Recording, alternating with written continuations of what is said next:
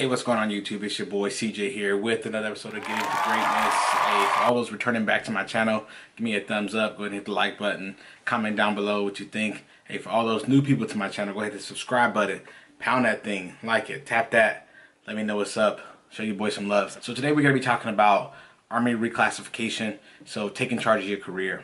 A lot of times soldiers in the Army, they get a job in the Army, something they think that they might want in their life, but they realize that after doing the job for a little bit of time and getting into it, that maybe the job that they selected isn't for them. Hey, it happens, a lot of times in our lives, we think we know what we want, but we don't necessarily know like the real ins and outs and the day-to-day missions of it. Me, myself, I've had 3 MOSs. I was in the Marine Corps before I was in the Army. So I did 4 years in the Marine Corps. I was a percussionist, a drummer in the Marine Corps. Well, most Marines have to go to school of infantry. So my secondary MOS in the Marine Corps was a machine gunner. So I also had that MOS. And then after that, I joined the Army as a military police soldier. Once I went to military police AIT, I was part of the surge. Back in 2006, you guys don't remember. Some of you guys might remember, but that was a tumultuous time in the war in Iraq. And so I went straight to AIT, and I got 2 MOSs at that point. So I guess technically 4. So not even 3. I actually got 4 MOSs. I was a 31 Bravo and a 31 Echo, which means that I could do law enforcement and I could be doing corrections. I quickly got the 31 Echo taken off. And even now I don't have a secondary MOS on my ERB, even though I have the award for the AIT for infantry as well as for being a percussionist. I said all that to say that I'm a big proponent of reclassification. If you're in a job, you love being a soldier, but you don't necessarily want to continue serving in that capacity, only a few things are going to stop you while you're out there from changing and getting a different job. Stay in the Army. Stay Army. I tell everybody all the time. You guys know I love the Army. So I tell people all the time, stay in the Army.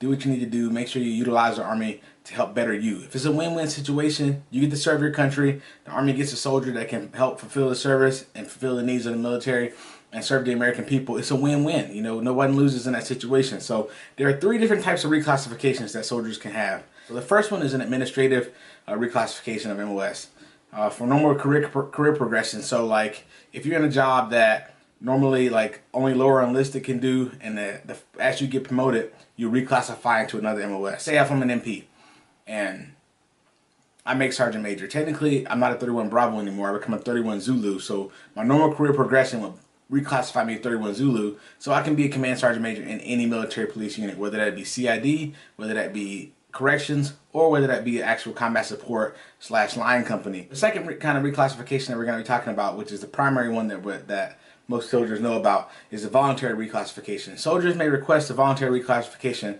however they must meet certain criteria, which we're going to go over here in a little bit. The third kind of reclassification is kind of bad. It's kind of like, we call it involuntary reclassification. This doesn't happen very often, but it does happen when soldiers are in an MOS that the Army decides that they're going to discontinue. For a lot of people that don't know, as we modernize our Army, we get to the point where sometimes certain jobs become obsolete, in which case the Army will take those jobs, get rid of them, and then retrain those soldiers in that job to do a different job. So they basically involuntarily reclass those soldiers in order to do that. So what does it take to reclassify? Pretty simple, but not at the same time. If a job is overstrength, say whatever your MOS is that you're in right now, we have what's called in and out calls. I'm going to leave the website down below for the Army reclassification. So it's called armyreenlistment.com, and then it has /reclass. Whatever your primary MOS that you have right now is, it has to be listed as an overstrength MOS. So whatever your skill level is, whether you're skill level 1, which is like the junior enlisted soldier, skill level 2, which is like the NCO, so on and so forth, 3, 4, whatever. Most of the time, once you get past skill level 3, you're not going to be able to re-enlist. But for all those soldiers that are skill level 1, skill level 2, and then sometimes skill level 3, they can have those what's called in and out calls. If you're in an overstrength MOS with the in and out call, so your in will be no and your out call will be yes. So in is no, is your out is your in call. So no one can come into your MOS because you're overstrength. Your out call will be listed as yes. So then you have to go and figure out what MOS qualifies and has a Y as their in call and a no in their out call. So they're understrength. So you have to go from an overstrength MOS to an understrength MOS in order to reclassify.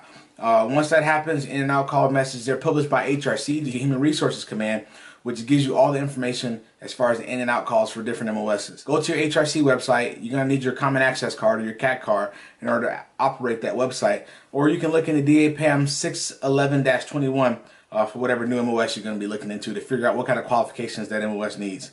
You can't go to your job and within that first year. So you gotta wait at least 12 months before you can think about reclassing.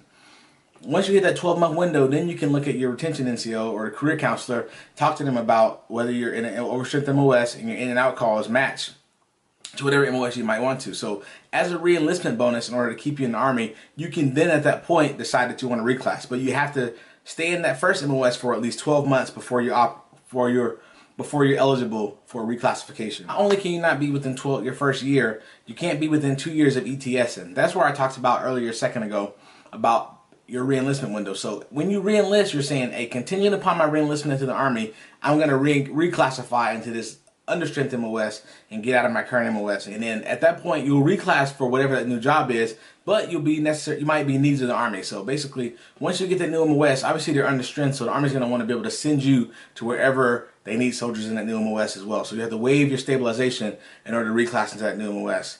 But you have to be fully eligible in every other way. One more rundown. Basically, in order to reclassify, your job has to be overstrength. There has to be too many people at your skill level in your job.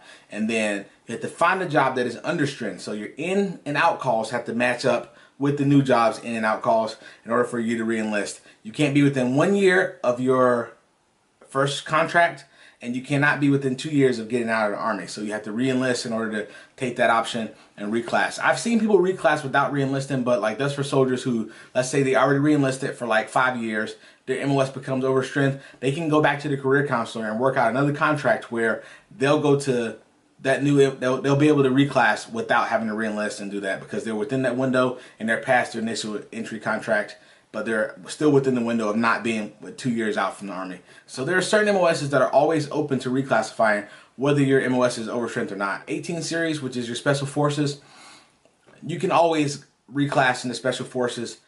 Not necessarily saying you're going to make it because it's selective MOS. Also, CID is also the same way. So 31 Delta CID special agents, you can also always try to reclass into that MOS if you're not satisfied with your current MOS. I should have put that in the beginning, but just know that that option is out there for those jobs. But they are tougher, they are selective, and there's no guarantee that you can get those MOSs. But you have to meet all the prerequisites, submit your packet, or go to selection, or what it may be. And there's a few others out there, so just do your research. Go to ArmyReenlistment.com again. This video isn't sponsored, but it's a good source of information for all soldiers. Get into those regulations and make sure that you make the Army career work for you guys in order to get to greatness. Until next time, guys, every day do something to make yourself better. If you can help others in the process, do it as well, guys. Till next time, get to greatness. Peace.